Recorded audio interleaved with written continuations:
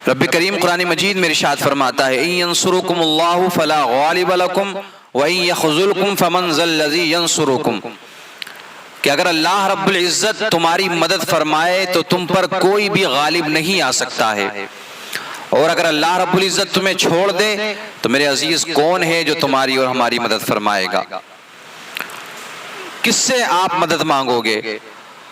کون ایسی قوت والا ہے؟ کون ایسی طاقت والا ہے؟ میرے عزیز ہم کمزور ہیں، ہم ناتواں ہیں، ہم مدد صرف اللہ سے مانگ سکتے ہیں، اور اللہ رب العزت ہی ہماری مدد فرما سکتا ہے۔ تو ہمیں اللہ سے ہی مدد مانگنی چاہیے ہر حالت میں، ہر سچویشن میں۔ تمام اپنے حالات کو ہمیں اللہ کی بارگاہ میں رکھنا چاہیے، اپنی پریشانیوں کو ہمیں رب کی بارگاہ میں رکھنا چاہیے، کیونکہ حقیقی مدد کرنے والا، حقیقی قوت والا اللہ رب العزت ہی ہے۔ اور جو لوگ اللہ رب العزت کو چھوڑ کر کے رب کریم پر بھروسہ نہیں کرتے ہیں، اللہ سے مدد نہیں مانگتے ہیں، وہ لوگ دنیا و آخرت میں خسارہ اٹھانے والے ہیں۔ تو ہمیں بھروسہ اللہ پر رکھنا ہے، لیکن اب یہاں پر بھروسے کی لوگوں نے کچھ غلط ڈیفینیشن نکال لی ہے۔ لوگ معلوم نہیں بھروسہ کس کو سمجھ بیٹھے ہیں۔ رب کریم نے قرآن میں دوسرے مقام پہ ارشاد فرمایا ان اللہ یحب المتوکلین، اللہ توکل کرنے والوں کو محبوب رکھتا ہے، پسند فرماتا ہے اللہ رب العزت توکل رکھنے والوں کو۔ اس لیے ہمیں اپنے ہر کام میں رب کی ذات پر بھروسہ رکھنا ہے۔ اسباب ہمیں تلاش کرنے ہیں، رزق کے حصول کے لیے اسباب تلاش کرنے ہیں، دیگر کاموں کے لیے ہمیں اسباب تلاش کرنے ہیں، لیکن صرف اسباب پر ہمیں بھروسہ نہیں رکھنا ہے، بلکہ اللہ کی ذات پر ہمیں بھروسہ رکھنا ہے کہ مولا میں نے یہ اپنا کاروبار کھولا ہے، لیکن اے اللہ رزق دینے والا تو ہے۔ مولا میں اپنے فلاں کام کو، جائز کام کو کر رہا ہوں، لیکن اے اللہ میری مدد فرمانے والا تو ہے۔ اے اللہ میں سفر کے لیے نکل رہا ہوں، مولا یہ میرے پاس میں سواری ہے، زاد راہ، یہ سب کچھ ہے، لیکن اے اللہ حفاظت کرنے والا تو ہے۔ تو ہمیں صرف اسباب پر بھروسہ نہیں رکھنا ہے، صرف ہمیں یہ نہیں سوچنا ہے کہ ہمارے پاس میں یہ فلاں سیفٹی کے انتظامات ہیں، ہمارے پاس میں سیکورٹی ہے، میرے پاس میں اتنا مال ہے، اتنی دولت والا ہوں کہ میری نسلیں بیٹھ کر کے کھائیں گی۔ اس طریقے کے جملے، اس طریقے کے الفاظ میرے عزیزوں یہ نقصان پہنچا دیتے ہیں، کیونکہ اللہ تکبر والوں کو بھی پسند نہیں فرماتا۔ اسباب پیدا کریں اپنے رزق کے لیے اور دیگر تمام کاموں کے لیے، جو دنیا کا ایک اصول ہے، لیکن بھروسہ اللہ کی ذات پر کرنا ہے۔ اس کی غلط ڈیفینیشن نہ نکالے کوئی بھی۔ اب آپ نے دیکھا کہ کیرلا کی زمین سے ایک شخص چلا شہاب، ارادہ اس نے کیا کیا ہے؟ پیدل حج کرے گا۔ 2023 میں جو حج ہوگا اس میں اس کو شامل ہونا ہے۔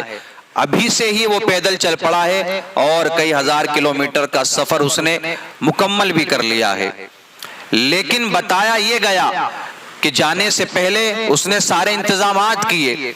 اور یہ بات حقیقت ہے کہ آپ اگر ایک ملک سے دوسرے ملک جائیں گے، آپ کو پاسپورٹ کی بھی ضرورت ہے، آپ کا ویزا بھی لگے گا، یہ تمام تر چیزوں کی آپ کو ضرورت پڑے گی۔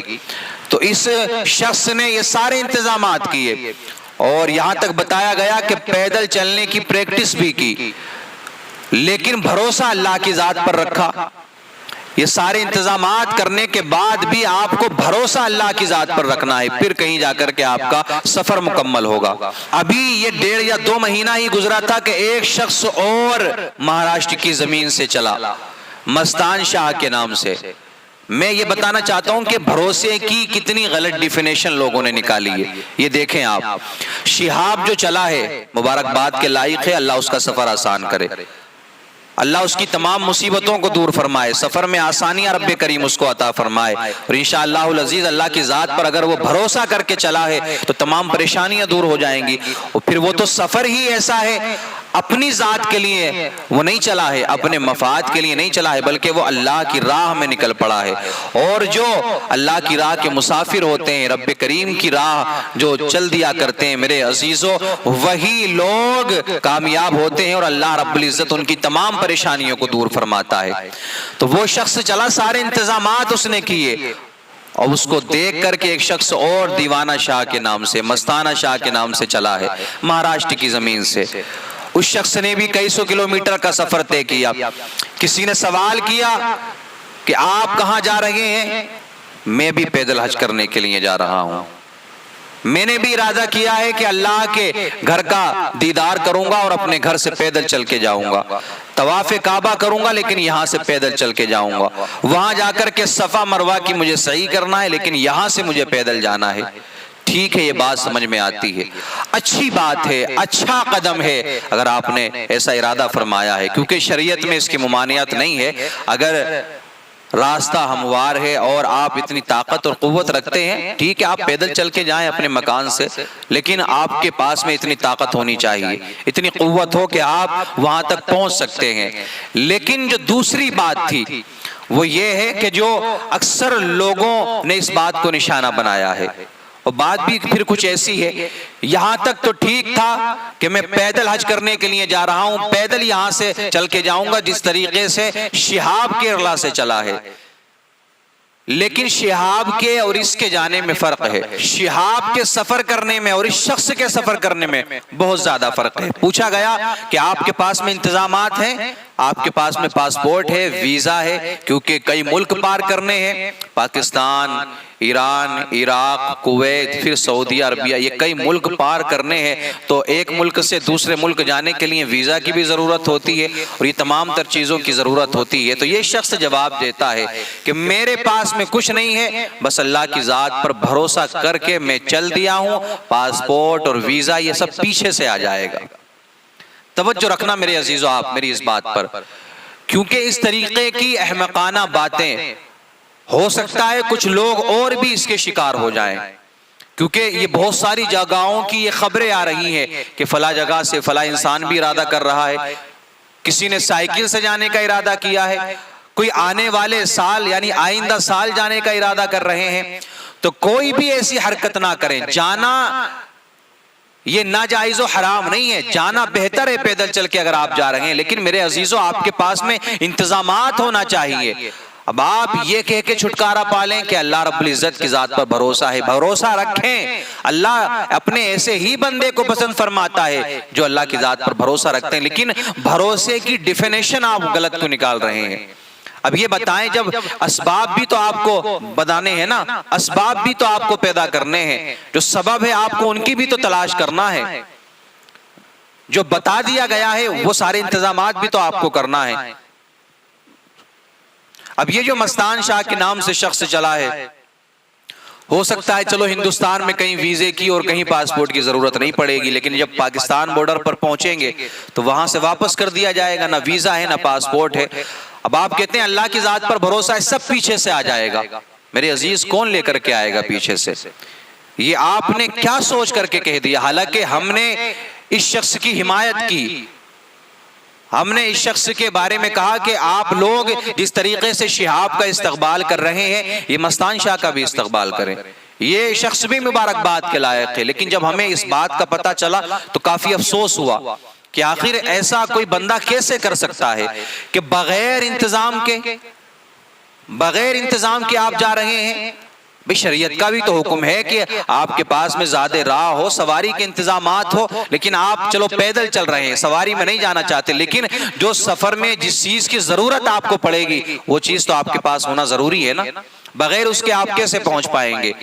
ایک مرتبہ آقا کریم صلی اللہ تعالی علیہ وسلم کی بارگاہ میں ایک شخص آیا، عرض کی یا رسول اللہ علیہ الصلوۃ والتسلیم، میں مسجد نبوی میں نماز ادا کرنا چاہتا ہوں، لیکن یا رسول اللہ میرا اونٹ ہے، کیا میں نماز پڑھنے چلا جاؤں اور اونٹ کو ایسے ہی چھوڑ دوں، کہیں بھی گھومتا رہے کہیں بھی پھرتا رہے، اللہ کی ذات پر بھروسہ کر کے میں اونٹ کو یوں ہی چھوڑ دوں؟ میرے آقا کریم صلی اللہ علیہ وسلم نے فرمایا، آقا نے یہ نہیں فرمایا چھوڑ دے، ٹھیک ہے اللہ کی ذات پر بھروسہ کر، میرے عزیزو آقا نے فرمایا اپنے اونٹ کو کسی کیل کے ساتھ میں یا کسی جگہ پر باندھ دے اس کی رسی کو، تیرے اونٹ کے گلے میں جو رسی ہے یا جو زنجیر ہے اس کو کسی چیز سے باندھ دے مضبوطی کے ساتھ میں، اب تجھے اس کھونٹے پر یا اس کیل پر بھروسہ نہیں کرنا ہے، باندھ دیا ٹھیک ہے، اب تجھے اللہ کی ذات پر بھروسہ کرنا ہے، اب اللہ کی ذات پر بھروسہ کر اور نماز پڑھنے کے لیے چلا جا۔ میرے عزیز و آقا فرما دیتے کہ جانے دے اس کو جہاں جانے دینا ہے، وہ تو لوٹ کر کے آ جائے گا. یہ تمام تر باتیں. تو یہ جو باتیں ہوتی ہیں اس طریقے کی کہ مجھے آپ بتائیں کیا گھر میں لیٹے لیٹے مجھے آپ بتائیں کہ آپ گھر میں سو رہے ہیں، کیا رزق آپ کے منہ میں آ جائے گا؟ کوئی ایسا ہے جو آپ کے منہ میں لا کر کے رزق ڈال دے گا کہ بھئی اللہ نے پیدا کیا ہے تو اللہ عطا بھی فرمائے گا؟ حقیقت بات ہے اللہ ہی دینے والا ہے، لیکن آپ کو سبب تلاش کرنا ہے. جو رزق کے حصول کے لیے جو اللہ نے اسباب پیدا فرمائے ہیں، آپ کو اس کی طرف سفر کرنا ہے، آپ کو محنت کرنا ہے. دینے والا حقیقی معنی میں اللہ ہے، رزق میں برکت دینے والا اللہ ہے.